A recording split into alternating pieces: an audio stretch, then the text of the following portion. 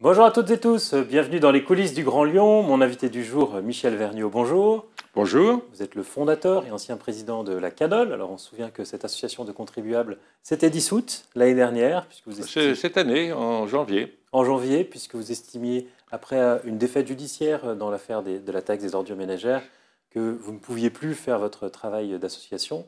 Vous revenez avec un livre, Aux voleurs, gaspillage dans les collectivités territoriales et arnaque au Conseil d'État. Vous faites le bilan de 22 années d'action militante. Bon, quand on lit ce livre, on voit que quand même vous avez été utile ces 22 ans. Ah, c'est certain, hein, parce que pendant 22 ans, on a vraiment examiné les comptes des principales collectivités territoriales. On a fait des comparaisons entre les comptes de toutes les communes du Rhône. On a été a priori la seule association en France à faire ce genre de travail. Et la durée donc de 22 ans montre qu'effectivement, on a récolté beaucoup d'informations et que ces informations sont utiles à la connaissance naturellement des citoyens, et puis non seulement des citoyens du Rhône, mais également des citoyens de France, dans la mesure où ce que nous avons constaté, les problèmes que l'on a constatés sur place, eh bien, se retrouvent dans toute la France à peu près dans les mêmes conditions. Ouais. On va regarder quelques-unes en détail. Il n'y a pas de regret du coup d'avoir dissous l'association? Non, parce que vous savez, 22 ans, ça représente déjà beaucoup de travail. Et bien, au bout de 22 ans, on a tendance à vouloir se reposer quand même un petit peu. Alors, dans les premiers combats que vous avez menés, c'était avec la ville de Lyon face à Gérard Collomb sur le temps de travail des agents municipaux. Vous avez expliqué comment finalement ils ne respectaient pas la loi des 35 heures, mais à l'envers, puisqu'ils ne travaillaient pas assez. On a été étonnés que les présidents du département, du Grand Lyon et le maire de la ville de Lyon, qui avaient voté la loi, eh bien, ne l'appliquaient pas. À savoir qu'au lieu de faire travailler le personnel 1600 heures, ils le faisaient travailler 1538 ou 1562, suivant le cas, etc.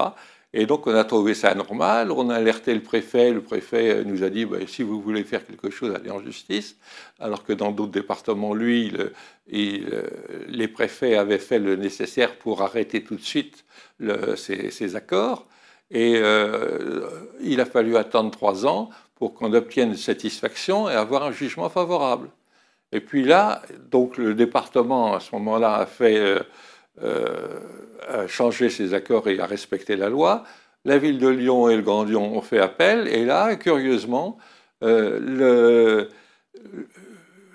Cour d'appel a estimé que, non pas que la loi était respectée ou ne l'était pas, mais simplement que CADOL n'avait pas intérêt à agir parce que ses statuts étaient soi-disant trop vastes. C'est un des soucis que vous avez eu ces dernières années, surtout depuis 2014, où, pour résumer, pour faire un recours administratif, il faut désormais que ça concerne des détournements de millions d'euros, enfin des abus sur des millions d'euros. Les affaires concernant quelques milliers d'euros ne sont plus, plus recevables pour agir dans ces cas. Précédemment, on avait réussi à obtenir gain de cause, même pour des dépenses jusqu'à 10 000 euros, hein, mais souvent 200 000, 300 000 euros, 500 000 euros, et on obtenait satisfaction, on obtenait satisfaction, on obtenait un jugement favorable. Ce n'est pas pour autant que la somme dépensée était remboursée. Oui, en général, vous intervenez après, donc l'argent dépensé c'est trop tard. Hein. Mais par exemple, c'était les subventions aux clubs sportifs sur lesquels vous avez mené pas mal d'actions. Mais à partir de 2014, il y a eu un jugement Tarn-et-Garonne qui a fait jurisprudence et qui imposait aux associations qui faisaient des requêtes de justifier que cette dépense anormale avait une influence directe sur la fiscalité. Alors, quand on attaque une collectivité dont le budget est supérieur à 1 milliard d'euros, on a du mal à montrer qu'une dépense de 500 000 euros a une influence sur la fiscalité. Il y a malgré tout eu des améliorations sur ce plan-là, non? Non, aucune, au contraire. hein. Et même, on a eu dernièrement pour une affaire Vortex, par exemple, où le Grand Lyon avait été condamné en première instance. Eh bien, en deuxième instance, on nous a ressorti l'arrêt Tarn-et-Garonne pour dire que, ben non, il est certain qu'il y a une irrégularité, mais tout le monde s'en fiche, hein. On protège l'administration et les associations, les citoyens ne peuvent plus s'attaquer à une décision donc qui est irrégulière. Alors, dans les grands combats que vous avez pu mener, il y a aussi le prix de l'eau. Vous étiez parmi ceux qui dénonçaient des profits abusifs réalisés par Comme les pour la compagnies. TOM, on avait effectivement des millions d'euros d'excédents chaque année que l'on a démontré et que le Grand Lyon ne voulait pas reconnaître, mais sans vouloir en discuter.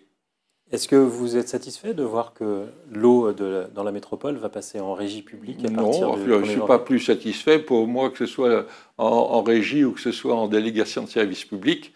Si vous voulez, ce qui importe, c'est qu'effectivement, le coût soit raisonnable et qu'on ne on demande pas à l'usager, hein, une taxe supérieure au coût du service. Mais le fait que ce soit une régie publique, il n'y aura plus de profit indu pour un groupe privé. Non, mais il peut y avoir quand même des excédents par rapport au coût du service. Dans les propositions que vous faites, justement, vous estimez, vous qui êtes plutôt contre les impôts, que ça a été une On erreur n'est de... pas contre les impôts, on veut bien payer des impôts, mais il faut qu'ils soient justifiés. Et alors vous étiez, à ma surprise, contre la suppression de la taxe d'habitation.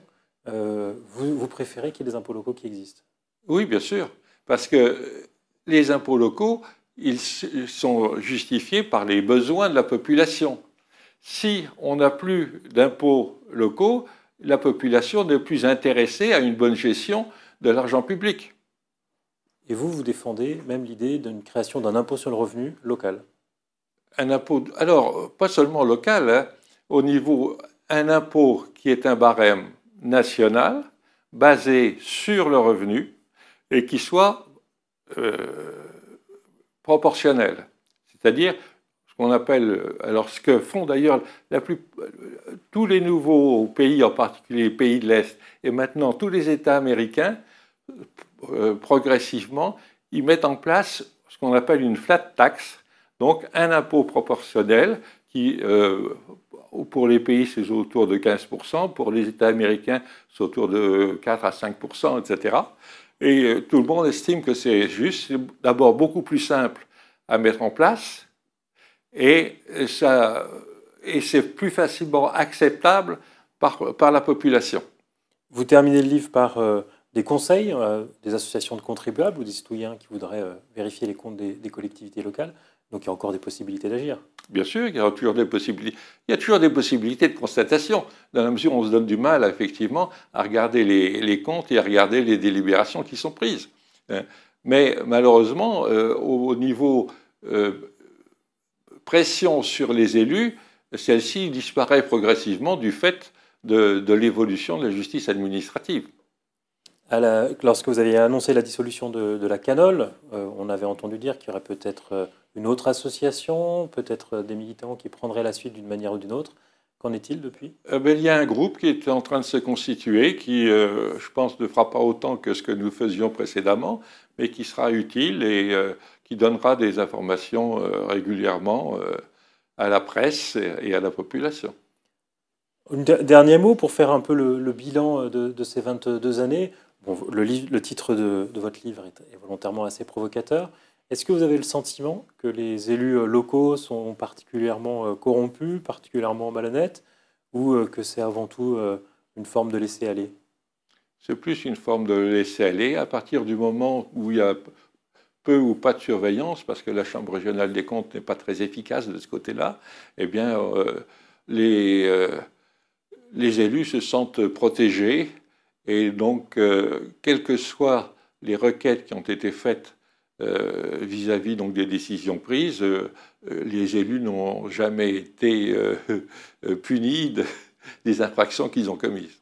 Alors on sait que vous êtes dissous l'année dernière, mais quel regard vous portez sur les nouvelles majorités écologistes à la métropole de Lyon? Pour nous, on n'a jamais regardé la couleur des élus en place, hein.